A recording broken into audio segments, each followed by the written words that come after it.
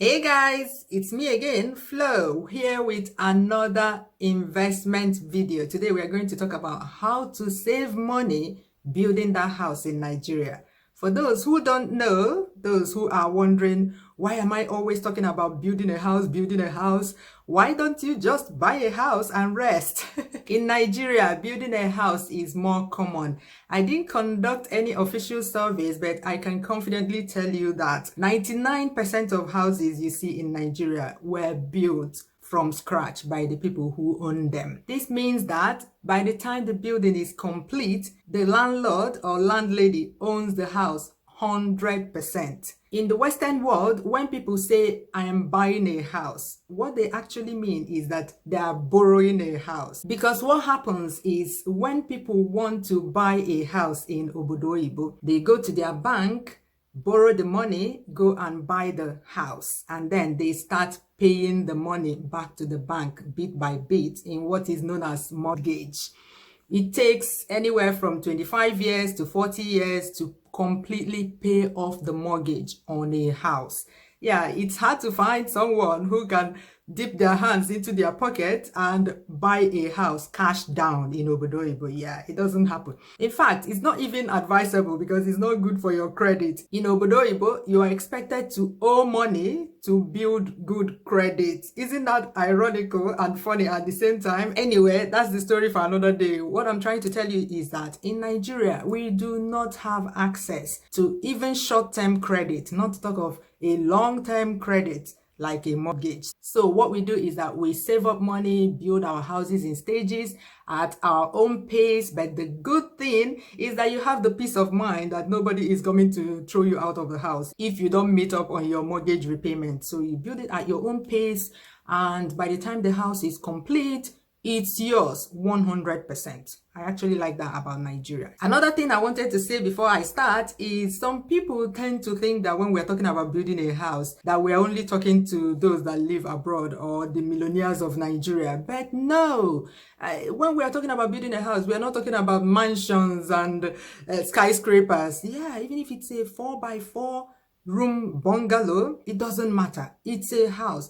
A lot of people that you see now that have a lot of houses in their real estate portfolio started by building lock-up shops, maybe one lock-up shop or a row of lock-up shops, and now they are real estate moguls. You have to start from somewhere, and I can tell you that it's possible. You just need to start. If you can watch YouTube video after YouTube video, you already come from a place of privilege, so you can build a house. It's not easy, but you can do it. With the cost of building materials steadily rising in Nigeria, this is why I'm making this video, so that I can share with you how you can save money here and there while building that house. Let's go. Number one, build a house that will make you money first. In other words, let the first house you will ever build be a house that will make you money. Yes, that will put some money into your pocket. What is better than saving money while building a house? Making money from that house when it's finished.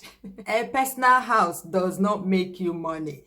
Whenever I say this, some people come up with the argument that since you're no longer paying rent, that you're making money from the house. But I say no, that house is only saving you money. It's not making you money. I'll illustrate with an example. We have 3 people. These 3 people have 2 things in common. They all have one piece of land, and they are all living in rented apartment, paying 200,000 naira per year. The first person, Mr. A, built a mansion, a massive mansion, on his own piece of land. And after that, he moved in. What that mansion is now doing is that it is saving him 200,000 naira per year because he's no longer paying rent. He's now living in his own house. The second person, Ms. B, built a mansion as well on her own piece of land. But instead of moving into the mansion, she rented out the mansion for 500,000 naira per year. What the mansion is doing now is that it is making money for Miss B, because what Miss B will do each year is collect her 500,000 naira from her tenant, take out 200,000 naira from there and pay her own rent, and then pocket the remaining 300,000 naira. She can either put that 300,000 naira towards another investment or towards building her own house. Eventually, that her personal house would have built itself because she didn't have to take money from her pocket to build it. She already has an investment which is making her money, which she will now use to build the personal house. And the third person, engineer C, because you know, engineers know these things.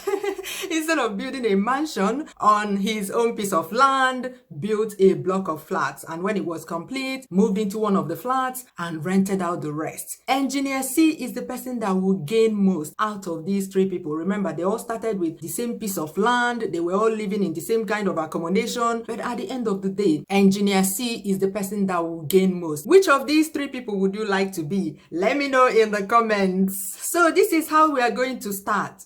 Build a house that will make you money first, and that your dream mansion will build itself later. The good thing is that in Nigeria, there is a money-making rental property for every size of pocket. Depending on the area, you can build lock-up shops, rental apartments, shopping malls, office complex, or student hostels. At some point in the series, I'll make a video talking about my favorite build-to-rent property to invest in and why. Have you liked this video yet? Have you? Click the like button so that you can ginger my swagger while I'm preparing these videos for you guys. The second way to save money while building a house is to use qualified people.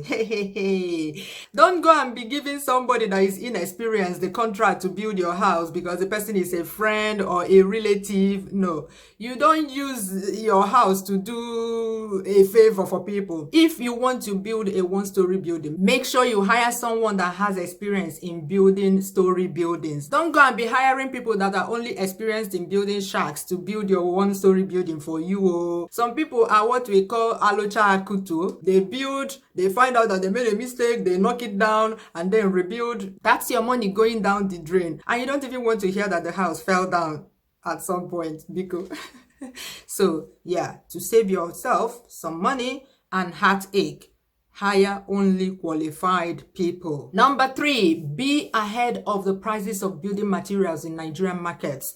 You know that these prices change all the time. Like, prices of things change anyhow in Nigeria. Like I said in my previous video, if you're outside Nigeria, get the phone numbers of these market sellers and you can call them from anywhere you are to find out how much they are selling their goods, so that you know when the prices fall, so that the person that is in charge of building the house for you does not keep scamming you and swindling you. Number 4, buy building materials from the most economical place to do so, with the key word here being economical. For instance, let's say you're building in your village and they're telling you that the price of cement is 2,500 naira, for instance. But somebody that lives in Onitsha told you, oh, the price of cement in Onitsha is 2,300 naira. But it will cost you probably 250 naira to transport each bag of cement from Onitsha to your hometown. You can see that buying from your hometown is cheaper for you. I know that they are going to charge you for transportation from your hometown, but sometimes you have to put other things into consideration, like the risk of transporting the cement from Onitsha to your hometown. Especially now in this rainy season, rain may fall. I know that the cement comes with waterproof bags as well, but you never can tell. There's a lot more risk transporting cement. The truck can break down and your cement will sleep there for days, delaying your work. And delay is loss of money. So you need to put all these things into consideration when deciding on where you buy the things you need in building your house. Number 5, get quotes from several qualified people. Yeah, first, you must use qualified people, but then use several of them. Tell them to submit quotes. And you know, when you ask 2, 3, 4 people to submit quotes, after going through their submissions, you will get the idea of what it should cost to build each stage of the house. That way, you will know who is overcharging you. Yeah, some people will just be quoting price because they are popular or they're well known in the area. Some engineers may want to be in charge of hiring the laborers. When they do that, it's always more expensive for you. But if you're in a position to hire the laborers yourself, let the engineer do only supervision for you, you can save money that way too. This is more commonly done in the villages because, like, in the village, you people know the laborers, you can easily call them up to come and work for you. So you can do it that way. You tell the engineer, okay, do supervision only for me. Some engineers do not like it because they like to bring in their own people that they already know how they work. It's more difficult for them to supervise people that they are not used to working with. But you can reach a compromise on this. The engineer cannot be telling you, oh, I have a special person that lays blocks. Come on, no. Or a laborer that helps to give the masons the blocks. You don't need a special person for that, but you can let the engineer, give the engineer or supervisor free hand on areas like molding of pillars. As you saw in my video, the person that was molding the pillar, those fancy pillars, we let the engineer bring the person because he knows, he has worked with him, they know how to work together, because this is a kind of job that goes on for the duration of the building. They work as the house progresses. Yeah, let them have their way sometimes, but put your foot down in some. Next, avoid unnecessary, fancy, redundant designs. How many adjectives will I use for this one? Yeah, I cannot stress this one enough. These days, it's fashionable to put all these unnecessary, redundant designs, lots of pillars that are not doing anything. You see some houses, they have 10 pillars, and it's not like those pillars are holding anything. They're not contributing anything to the overall structure of the building. You see some houses, they look like churches. They do corner. All these things cost money. This starts from the architects here. Now, the architects that usually do copy and paste. The last thing they build for someone that likes fancy buildings, they'll just copy it and paste for you. You ask questions. What is this pillar doing here? Is this pillar holding anything? Is it contributing anything to the structure of the house? If I remove this pillar, will this house fall or not? All these trendy houses don't last. Yeah, before you know it, the trend will blow away, and even the architects themselves will be referring to the house as old model. Yeah. Build a classic house that 5-10 years down the line, it still looks like it was built yesterday. The only thing you need to add is maybe touch up on the paint, and it still looks as good as new. Please ask questions. What is this pillar doing here? What is this nook doing here? Why are we bending this block several times? Ask questions, and if they don't have a good answer other than, "Oga, madam, this is what is trending now," forget it. Build classic houses, please. It's cheaper for you, easy to build, and easier to maintain. 7, break the project into what I call safe stages. These are stages where you can take a breather from building a house without anything happening to the house. Yeah, this comes with a lot of planning. For instance, let's say you say, okay, team Gwom, let's start the house. You brought in the workers to dig the foundation for you, and after digging and you look at your bank account, it's not telling you the truth. You see that you have to stop work. That is not a safe stage, because one, if it's rainy season, rain will fall, put the sand back into the trenches, or if you leave it for a long time, children can go there and play and mess up the whole place, and when you're ready to start again, you spend money digging up again. That's double. You've now wasted a lot of money digging the foundation twice. Again, if you raise the blocks and you're not ready to put the slab, like the first floor slab, and you leave the block exposed to the elements, by the time you come back, you may even need to knock off some of the blocks and do them again, because they've been so exposed to the elements. I'll give you examples of safe stages. Number 1, dig the foundation, cast it, do the block work for the foundation, then do the DPC, which is the one we call German floor. At this stage, you can leave it while you take a break or while you save up more money to continue. That's a safe stage. For a considerable amount of time, nothing will happen to it. Then you can go and gather more arsenal, come back. The second safe stage is you build the side walls of the ground floor and the first floor slab together. Don't do the side walls, raise the blocks and leave it and go away. It will be exposed to the elements and it will destroy the blocks by the time you come back to continue work. After that, you do the first floor side walls and the roof at the same time if you're building a one-story building. Once you roof it, congratulations, you are halfway there. You can now take your time installing the fittings one after the other. Doors and windows, plastering, tiling, plumbing work, electrical work, yeah, and subsequently painting. You can even move in. Yeah, that's the way I see it. You can make Konata one room, kitchen and toilet and move in. It's your house. Yeah, you cannot come and die because you're building a house. Because tell the engineer or the contractor or the supervisor, whoever is handling the house, to give you bills of quantities using these safe stages. Yeah, let them break it down for you, tell you the cost estimate for making the foundation and German floor, sidewall and decking, sidewall and roof, because when it's broken down this way, it becomes easier to plan and save up the money. When it's broken down in stages, it's not so scary anymore, because building a house can be scary. Next, start work during the dry season. Yes, plan in such a way that work will start during the dry season. Rain can stop work, even destroy your work. Let's say today you started with digging the foundation with plans of casting the next day. You wake up the next morning to find that the foundation you dug is flooded, or worse, that sand has been pushed back into the ditches by the rain. That's labor work down the drain. Sometimes you can't dig some things during the rainy season. For instance, a septic tank, which you know that they dig really deep, may cave in because it's dug during the rainy season. That's extra money that you spend filling up that side after raising the block of the septic tank. Sometimes the people bringing sand for you will tell you that they can't get to the riverbanks because the road is so slippery, they can't get in there. All these cause massive delays. If you live outside Nigeria and you come back to start work during the rainy season, rains will cause you so much delay that at the end of maybe the 1 month that you plan to stay in Nigeria, you find out that you haven't achieved much. Start during the dry season so that that flight ticket will not go to waste. You achieve more. 9, secure the property. Yes, before you even start work, make sure that you build a shack. In Lagos, they call it bako.